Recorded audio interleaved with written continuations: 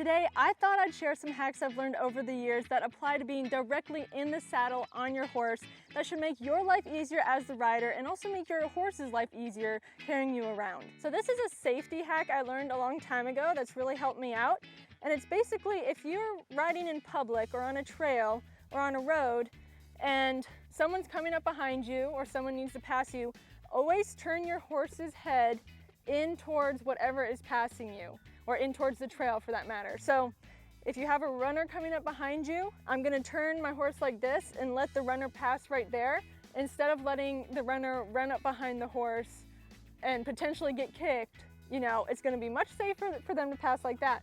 Another reason for doing this is, let's say I turn my horse like this and my horse spooks. What they're probably gonna do when they spook is go sideways and turn this way, rather than if I'm facing like this and something's coming up behind me, my horse is just gonna jet forward and potentially get in the way of whatever's coming up behind me. So I always wanna turn my horse's head in towards whatever is passing. There's actually two benefits to doing this hack, and basically what it is I'm gonna put beeswax on my saddle. Number one, beeswax helps to waterproof your saddle, which is great because, you know, leather will dry out and crack if it gets wet.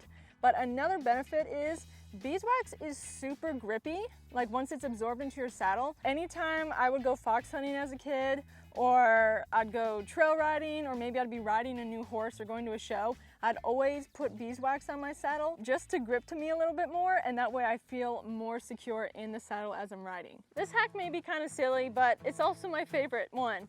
So if I'm riding by the woods and I'm a little nervous that my horse is gonna spook, what I will do is I will start singing or just talking loud.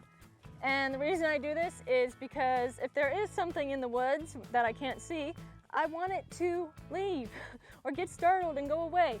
Another reason for doing it is, let's say something does jump out on the trail, maybe my voice will just distract my horse to not react so much. If you hadn't noticed already, I'm wearing one of our merch shirts. We have an Etsy store that's dedicated solely to making horse shirts and sweatshirts. So if you want to check that out, I'll put the link in the description, but there should be a shirt for everyone. I try to publish new listings every day and we have a bunch of different designs. If you want to support the channel, be sure to go check that out. One thing I do now is I make sure I always have the ability to carry things on my rides, just because I feel safer carrying my phone with me when I ride, or carrying a hoof pick if I'm trail riding, or things like that. If you don't have saddlebags to carry things in on your horse, there are other things you can do that make carrying items with you really easy. So first of all, these pants, like riding leggings, and this is kind of the newest fashion, but they have these pockets in them now that make it super easy to carry your phone. So I always carry my phone in my leg pocket right there.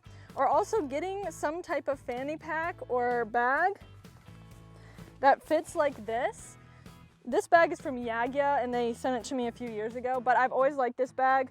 It's kind of better than a fanny pack because if I'm riding around and I'm trotting, a fanny pack may flop everywhere and make noise and be really uncomfortable. But with this strap right here, this bag really just stays secure to me. And I can put other things in it too, like my keys or my wallet, my coggins, you know, things like that that I don't necessarily want to leave at my trailer or that I feel safer having with me when I ride. This is an old fox hunting hack that I have, but basically you're gonna take an old stirrup leather or an extra stirrup leather you have, and if you wanna feel more secure if you're jumping or trail riding or fox hunting or doing anything like that, what you can do is use this as a neck strap for your horse. So it's okay, bud. You can just put that over your horse's neck and leave it right there like that. And how you're gonna use this is, like if you're coming up to a jump and you don't feel secure, you can just grab that strap when you're in the saddle.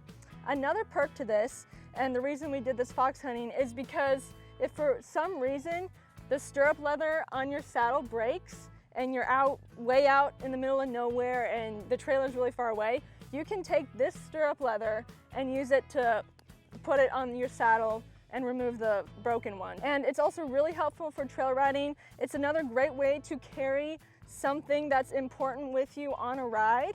And so I highly recommend using this one. And anytime I'm gonna go somewhere and I'm gonna be far from the trailer, I'm gonna do this. I feel like this hack is pretty much common sense, but for some reason we just don't realize it when it comes down to it. If you've been riding a long time, you know when you get off your horse and you land on the ground and your ankles hurt so bad, or if it's cold out and you get off your horse, your ankles will hurt really bad. All this is if you're in one of those situations, instead of just dismounting and dropping all the way to the ground, you dismount at the mounting block. I have a really wobbly stump for a mounting block, but this is what I'm going to use today. So I'm just going to line back up with the block. And even though Tucker's 13-1, it still hurts to drop off of him. Okay. Oh, see how wobbly? There we go. I just saved my ankles so much pain. One thing y'all need to know about Tucker is that he absolutely hates bugs and flies in his face. And this can make it really difficult for him to enjoy like trail riding or riding in the summer when the bugs are really bad. We all know that fly spray only lasts, you know, a few minutes. And so one thing I've started doing with him that I've found very beneficial and makes riding more enjoyable for him is I will stick a fly mask under his bridle when we go for a ride. So I'm gonna put this one on him, and excuse him, he's always so silly about getting fly masks put on him. It's kind of a process, but he's gotten a lot better. So we are going to see how this one goes. He just had this on this morning, so hopefully he's not too weird about it. Do you remember this? You had it on this morning. It's a fly mask. Good boy, good boy. You're okay. Tucker, it's okay. You can see through it. I think his problem is like he can't see through it for a second, and so he gets a little freaked out. I particularly like these more grippy ones for this because they fit so easily under the bridle. So now I'm gonna put the bridle over and show you guys kind of what that looks like with this type of fly mask. Open sesame.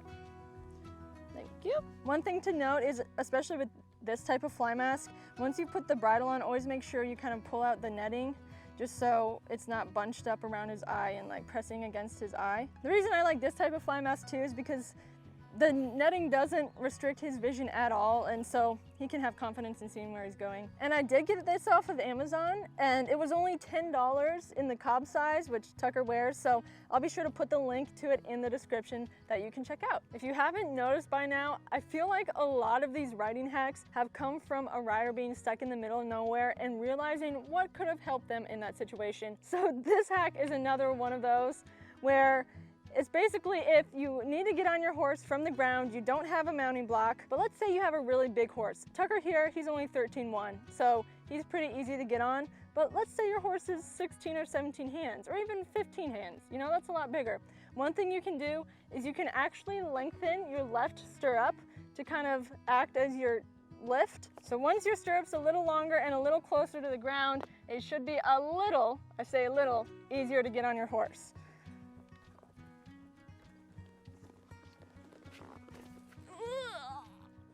And then once you're on your horse, your stirrup is gonna feel really long. So then from the back of your horse, you can just shorten your stirrup back to where it was.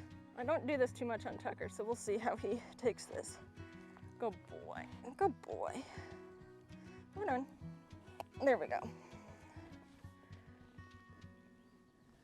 There we are, back to good. How many times do you get on your horse and it goes like this?